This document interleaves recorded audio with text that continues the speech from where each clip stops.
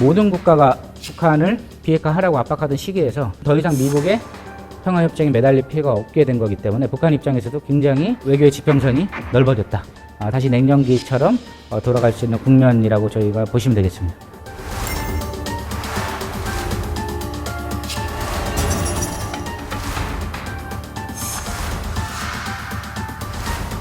북한은 퇴행의 길을 고집하며 지난주에는 우크라이나 전쟁을 일으킨 러시아와 포괄적 전략적 동반자 관계에 관한 조약을 맺고 유엔 안보리 결의를 정면으로 위반하는 군사 경제적 협력 강화마저 약속했습니다. 정부는 북한의 도발과 위협에 맞서 대한민국의 자유민주주의와 우리 국민의 삶을 든든하게 지키겠습니다.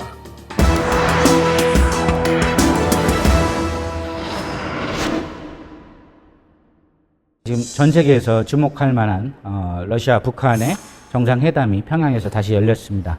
사실 뭐 많은 국가들이 주목하는 이유는 단순히 이제 북한하고 러시아가 종이문서에 사인을 했다는 것 이외에 실제 액션으로서 탄약 지원에 대한 첨단 과학기술, 북한의 어떤 ICBM이라든가 SLBM 관련한 기술들을 제공하지 않을까라는 우려들 때문에 지금 관련한 주목들이 많이 있었고요. 실제 푸틴이 머문 시간 자체는 뭐 24시간이 채 되지 않을 수도 있지만 갖고 있는 의미는 그 어느 때보다 좀 크다고 볼 수 있는 게 실제 북한 러시아 간의 냉전 종식 이후에 사실상 교류가 거의 중단되다시피 하다가 이번에 사실 복권을 하면서 우리가 우려하는 자동군사 개입 조항을 포함한 모든 분야의 협력 가능성을 좀 열어놨다. 그런 면에서 이번 회담은 사실 두 명의 지도자가 정치적 효과, 컨벤션 효과죠. 전 세계 주목을 받으면서 상대방 측, 서방 측의 메시지를 날린 것 플러스해서 실제 교류할 수 있는 범위를 무제한으로 넓혀놨다.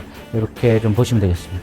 문제는 지금 상황이 중국과 러시아가 사실상 미국하고 대립구도를 형성한 상태에서 북한이 중국, 러시아랑 가까워짐으로써 제재의 사실상 효과가 없어졌다는 겁니다. 그렇기 때문에 지금 러시아가 냉전 종식 이후에 북한하고 새롭게 손을 잡았다는 것은 단순히 이벤트형으로 간다기보단 중장기적인 국제 질서에서 완전히 이제 터닝 포인트를 가졌다 이렇게 보시면 되겠습니다. 그래서 중국이 북한, 러시아를 관망하고 있다고 많이 보도를 하는데 불편하거나 관망하는 게 아니라 같이 조인할 수 있는 시기를 좀 점검하고 있다 이렇게 보시는 게 전체적인 질서 재편에 관해서 보시는 눈이 타당하고요. 북한 입장에서는 굉장히 유리한 국면이 펼쳐졌죠.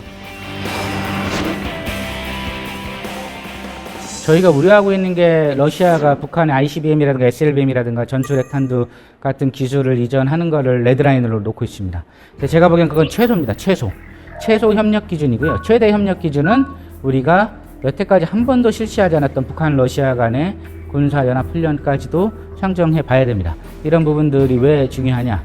1953년 한국전쟁 종식 이후에 단 한 번도 연합훈련을 한 적이 없습니다. 북한은 중국이나 러시아랑. 오히려 종파 사건 때문에 외국군을 단 한 발짝도 못 들어오게 했었죠. 근데 지금 저렇게 중국 러시아 군사훈련에 북한을 공식으로 초청을 하고 다시 모스크바로 김정은 위원장을 초청했다는 것은 앞으로 기술 이전 수준이 아니라 실제 우리가 러시아 국동지역이나 북한 땅에서 러시아군과 북한군이 연합훈련을 한미훈련처럼 하거나 러시아의 SLBM 같은 전략 자산들이 원산 앞바다에 출몰할 수도 있다. 이런 점에서 지금 우려하고 있는 것은 최소의 수준이고 우리가 최대치의 위협도 가능하다. 이런 점에서 지금 게임 체인저고요. 우리가 굉장히 많은 우려와 주목을 좀 해야 될 시기입니다. 두 가지를 같이 해야 되겠죠. 저쪽이 뭉치기 때문에 우리 한미일, 나토, 인도태평양 국가들과 연대 그리고 외교력을 발휘할 수 있는 연대를 공고히 해야 되고요. 또 한편으로는 한중관계, 한로관계를 좀 다각적으로 모색을 해야 됩니다. 이번 미국 대통령 선거 11월에 혹시나 현재 집권하고 있는 미국과 다른 성격의 행정부가 들어선다면 국제 질서가 좀 요동칠 수가 있습니다. 그때 한국이 지금과 다른 외교력을 발휘할 수 있는 공간이 열리기 때문에 그런 면에 있어서 우리가 우리 측의 연대를 강화하는 동시에 러시아와 중국 간의 어떤 개별 양자 관계도 지금 해야 되고요. 러시아랑도 물밑에서는 북중러 연대를 약화시킬 수 있는 우리의 외교력을 좀 발휘를 해야 되겠습니다. 트럼프 행정부가 들어설지는 모르겠지만 11월에 만약에 행정부가 교체되면 북한, 러시아랑 협상을 통해서 중국으로 단일 전선을 펼치려는 노력이 시작이 될 겁니다.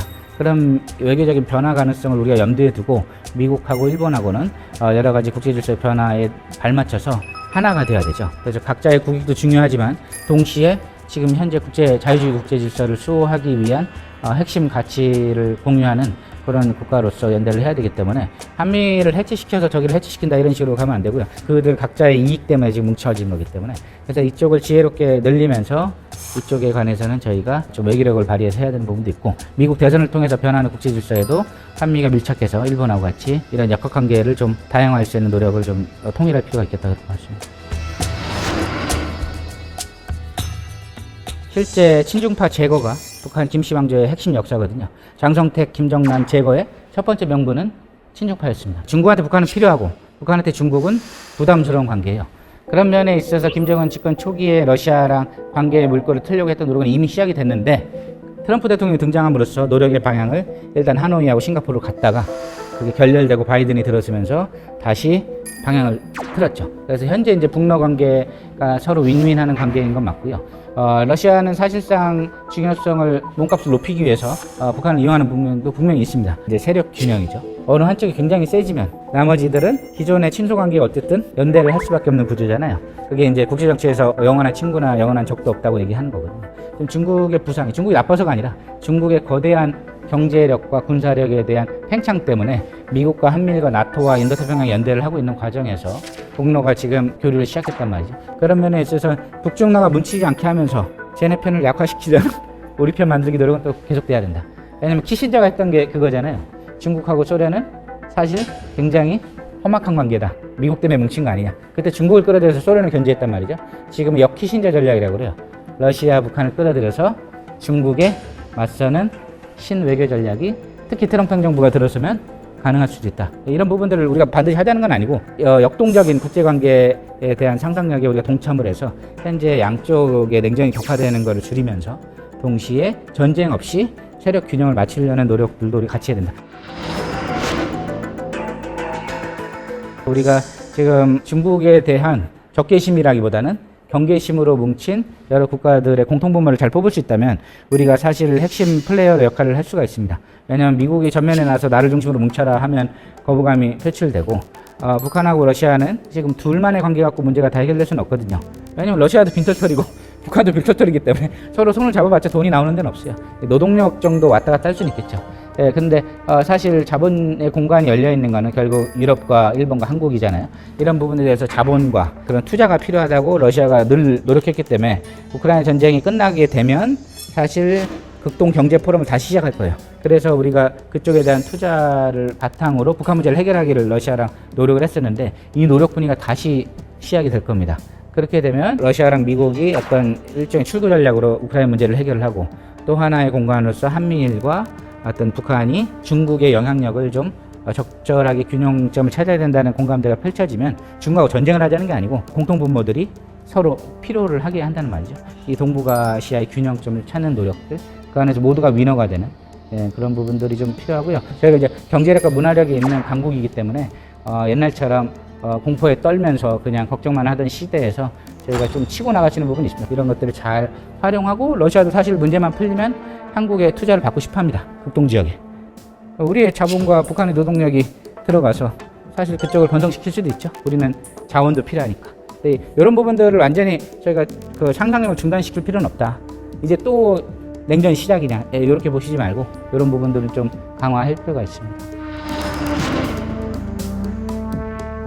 우리가 굉장히 외교적 상상력을 구비하면서 어느 나라하고 완전히 등을 돌리지 않도록 여러 가지 메시지도 보내고 물밑 작업들도 좀 해야 되는 게 있습니다. 그래서 지금 지긋지긋한 냉전이 다시 고착되느냐 그렇게 볼 수도 있지만 우리 하기에 따라서 미국하고 어떤 식으로 가냐에 따라서 우리 쪽을 강하면서 상대방을 조금 느슨하게 만드는 외교력은 저희가 할 수 있습니다. 일본은 사실 북한을 적대국으로 놔서 총선에도 이기고 굉장히 많은 국내 정치적 요소도 갖고 있지만 동시에 피스메이커 역할을 하고 싶어요. 한반도 평화 프로세스 때 사실 남북 미가 일본이나 중국을 동참시키지 않고 문제를 해결하려고 하다 보니까 일본이 굉장히 소외감을 느끼고 반발을 많이 했다고 알려져 있죠. 마치 육자회담 때 중국이 했던 것처럼. 그래서 자기가 이 지역에서 뭔가 선진국이잖아요. 유일한 G7 국가고. 자기가 존재감이 없는 걸 싫어해요. 뭔가 내가 하겠다. 특히 트럼프가 다가오는 이 시기에 일본이 저번처럼 또 소외돼서 뉴스만 보고 앉아있을 거냐 아니라는 거죠. 그게 우리의 억제력을 낮추는 건 아닙니다. 외교는 외교대로 노력하고 저희의 대북 대응 태세는 한미일 연대 정보 공유는 그대로 가는 거죠. 그 안에서 사실 더 큰 도전은 북핵은 당장의 위협이고 중국의 독재 체제의 어떤 확장은 근본적인 체제를 뒤흔드는 거거든요. 글로벌 룰 세팅 플레이어로 커질 수가 있기 때문에 이런 부분들은 우리가 어떻게 하냐에 따라서 좀 도약의 발판이 될 수 있고, 막말로 맨날 얘기 나온 G7 플러스 알파로 우리가 간다든가 오코스라든가 이런 데도 저희가 역할을 담당할 수 있는 쪽으로 갈 수 있기 때문에 일본, 미국하고는 우리가 이렇게 가깝게 어울린다고 해서 손해보는 게 많지는 않아요. 제가 보기엔 이거를 잘 살려서 가고, 이게 북중러를 결속을 강화시키는 적대적 동맹으로 가면 안 되겠죠. 그렇기 때문에 이제 이런 부분들의 외교적 상상력을 포함해가지고 좀 북한 문제를 풀 수 있는 방향으로 저희가 좀 가야 됩니다.